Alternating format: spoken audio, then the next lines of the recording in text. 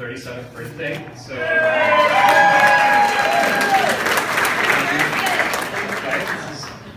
birthdays should be about spending time with families, having a big party, good food, and new friends, and so we're really glad to be here to share it with you all. Our girl Lucy is up here and can pretend to be shy sometimes. Most of the time she really isn't. But Lucy was diagnosed just before her second birthday.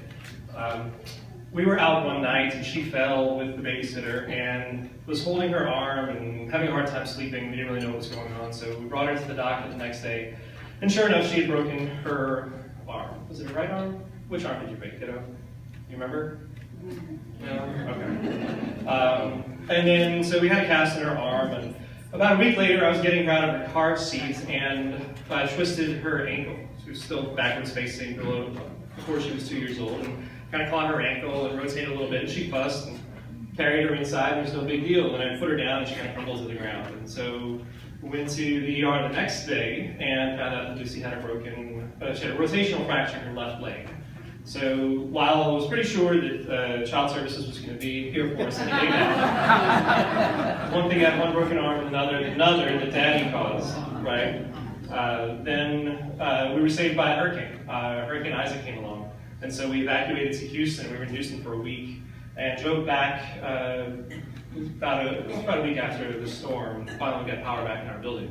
So the morning we were going to drive back, Lucy got a little sick at the hotel, and we thought maybe she just had some bad food. She mostly slept the rest of the way back in, and we got back the next day. We went to see our pediatrician, and they checked us out and said, well, it's not great, but we'll give her some Tylenol and see how she does, some new antibiotics, and went home. And later that night, she managed to throw up her medicine and was having a really rough night. And something turned in an instant. They do call this, acute lymphoblastic leukemia. Things happen pretty quickly with it. So chances are her counts were low for about 3 or 4 weeks, but we drove to Children's ER, and we got there, and she was a sick kiddo by the time we drove 15 minutes from our house to the ER. When she was brought in, and they finally got her blood counts drawn, her hemoglobin was 2 and her platelets were 7. Wow. Yeah, so those of you who think I have medical background, below 10 on hemoglobin is not so great, and below 150 on platelets is not so great. Her blood was 84% blasts when she was diagnosed. So that night, that next day, we got 4 first transfusions, and I'm a financial planner, I like numbers, and so as we talk about Lucy's treatment, we're going to talk about the numbers of all of that as well. So this photo is of us. Lucy was the honor kid for St. Baldrick's a year or so ago, another organization that helps to support childhood cancers and raises money for that treatment. Lucy was diagnosed on September the 5th of 2012. This is September the 24th of 2012. And I know that because that's her birthday cake in the front. She got discharged from the hospital on her second birthday for her first diagnosis, and her counts were finally high enough for us to go home. So we went home, and the next day I left her stroller in the hallway, and I fell over it while I was holding her, and we had to go back to the emergency room to make sure that everything was still okay. She spent 20 days inpatient. But this is another picture of us in the hospital at the beginning, where started to lose her hair. But she, do you want to tell them what's your favorite place, Lucy? No? Okay. When we ask Lucy what's her favorite place, she'll tell you it's going to the hospital, because she loves going to Children's and the treatment that we get. And I understand, because we all camp out in the same room. She usually sleeps with mommy, and I sleep on another window bed.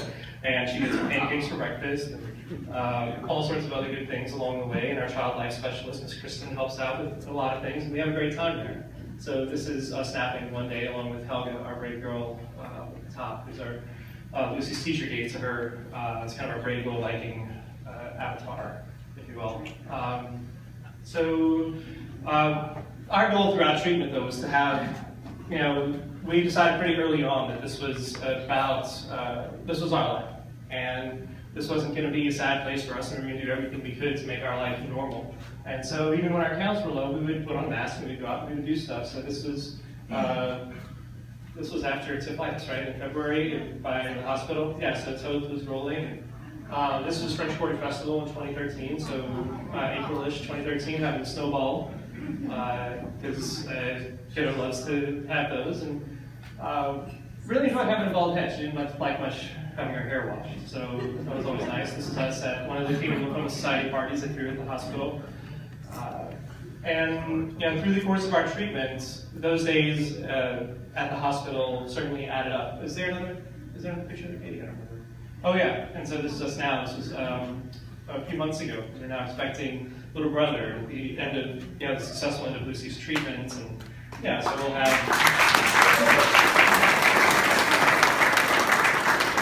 Karen's going to do most of the work for that one. So this was our birth announcement for when little brother was coming along. This is before treatment was over. Air was still coming back in. So I want to show you visually Lucy's beads of courage. So at the hospital, every time Lucy would have a treatment or have part of a treatment, we would get another one of her beads. So pick it up. Can you walk with your beads towards this bead? I want to show everybody her beads. They have a tendency to get tangled up, so I'll do my best to not have that happen. So much encouragement. So sweet. Woo! It just keeps going. So that's the bead for every treatment? Yeah. And I'll tell you what those are. Okay.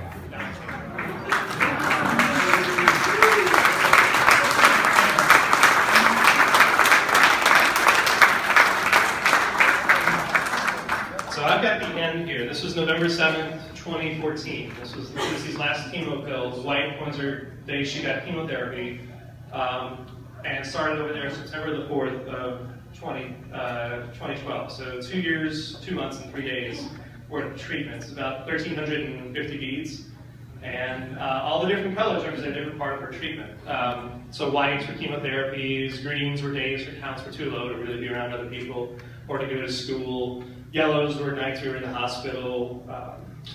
The bigger, kind of chunkier ones were every 100. So if you look for the bigger beads, you'll start to see the hundreds along the way. But this is a visual representation of her journey and her treatment for standard risk ALL.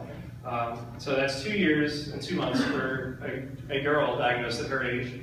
And if it's a boy, we add on another 48 weeks. So you can imagine what they have as they go through their treatments. So to tell you a little bit more about some of the actual numbers, I'll give you the end here. Because I love numbers, but I don't have these memorized. And a few of them memorized. She's had in there 3 stars, which are for surgeries. She had 38 blood transfusions. So for those of you that are so inclined to go to the blood center and make a donation, we greatly appreciate it. She had 4 transfusions the first day she was diagnosed, 2 blood cells, 2 red cells, 2 platelets, and then another 4 the next day, and 38 over the course of her treatment. I go now and donate platelets every 2 weeks. It's part of my agreement with the universe that once she got into maintenance, I would go every 2 weeks for as long as I could. And I feel like as long as I do that, then everything gets okay. Whenever I start to skip, then something comes up, she gets a cold or something, and so we get back on track and start donating again. But those platelets in particular, anybody going through treatment for blood cancers has a lot of great need for those products because the chemotherapeutic agents that are working to kill the cancer cells will also get some of the good cells along the way. So having the supplies on hand from a great healthy supply that can help replenish those products is so important. So platelets have a 5-day shelf life. If you've got some time on your hands, go bring a book. Listen to some audio cassettes and get hooked up to a machine and donate some platelets or just give blood. Anything you can do to help in that cause supports the kids who are currently going through treatment and the ones who will be diagnosed today and future. Lucy had 52 nights in the hospital, right, which she enjoyed very much.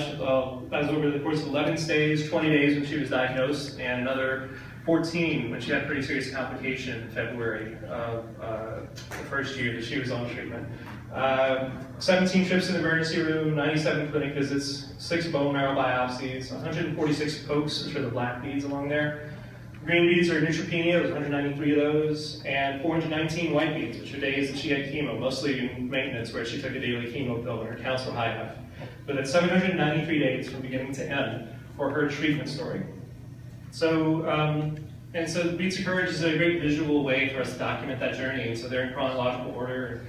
One of the places where being a financial planner really helped because it showed from beginning to end, and I was able to pull a big spreadsheet.